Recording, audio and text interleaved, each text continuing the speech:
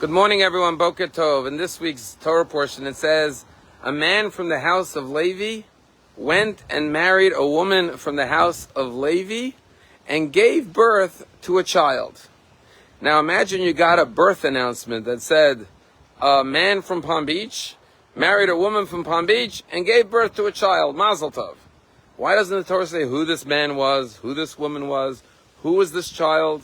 Now, of course, our rabbis tell us that this father was Amram, and this mother was Yocheved, and the baby was Moshe Rabbeinu, Moses, because then it goes on to say, they took the baby, they hid him in the Nile, and so on.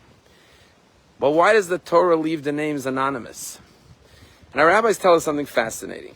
You see, this Torah portion, and this entire book is called Shemos. In English, it's called Exodus, because it's the Exodus of Egypt. But in Hebrew, it's called the Book of Names. So how is it that the Book of Names leaves out the names of the parents of Moses and the baby who is Moshe Rabbeinu? And our rabbis tell us that what was the name of Moses' father? Amram. What does Amram mean? An exalted, elevated nation. Why did his parents name him Amram? Because he was born during the Egyptian persecution, where Jews were being denigrated and being treated inhumanely. And therefore his father said, you should know, despite the persecution of the Egyptians, you're part of an Amram, an exalted nation. And Yocheved means Yah Kavod, giving honor to God, because she was born also during the Egyptian persecution, where people questioned God's presence. And our father said, your name is Yocheved, to give honor to God, to have faith in God. And then they gave birth to a son like Moses. So you may say, no wonder such amazing parents with such exalted names gave birth to a child like Moshe Rabbeinu. So the Torah teaches us a fundamental lesson. Don't think it's because of the great pedagogy and ancestry of Moses that he was born. You never know which soul, which child is going to be a great leader like Moses, who is going to rise up and redeem an entire nation. You could come from an anonymous background, a nameless background, and you could give birth to the greatest child. You could come from humble ancestry and parents, and you can become destined for tremendous greatness. And the lesson is, don't think that because your name isn't such or such name, or you don't have such ancestry or parents or yichus, that you cannot achieve greatness.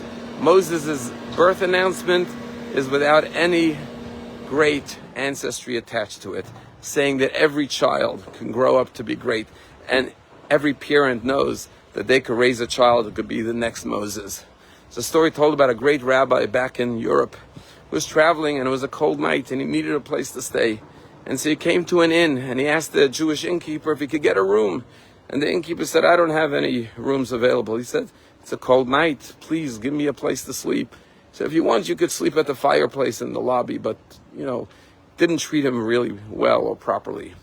The rabbi went, he slept at the fireplace. The next morning when the guests came down, they saw this famous rabbi.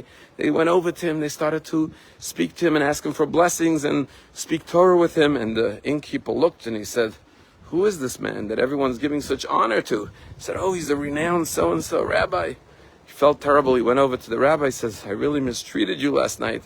I beg your forgiveness. I'm so sorry. I didn't know who you were. Please forgive me. And this rabbi said, I'm sorry. I can't forgive you. He says, you can't forgive me, but I'm sincerely sorry, regretful. Doesn't Judaism teach about teshuvah, repentance, regret, remorse? And the rabbi looked at this innkeeper and said, last night you humiliated and mistreated a simple, anonymous Jew. He said, today you're asking forgiveness from the great, revered, renowned, scholarly, saintly rabbi so-and-so. He says, you need to go find that simple Jew, that anonymous Jew that you insulted, and ask them for forgiveness. And the lesson is, you never know who someone is. You never know who they're destined to be. The greatest leader, his birth is without his actual name. Don't think you have to be born to Amram and Yocheved. Don't think you have to be Moses. He was just a baby, but he became Moses. Every person could become as great as Moses. Have a wonderful day.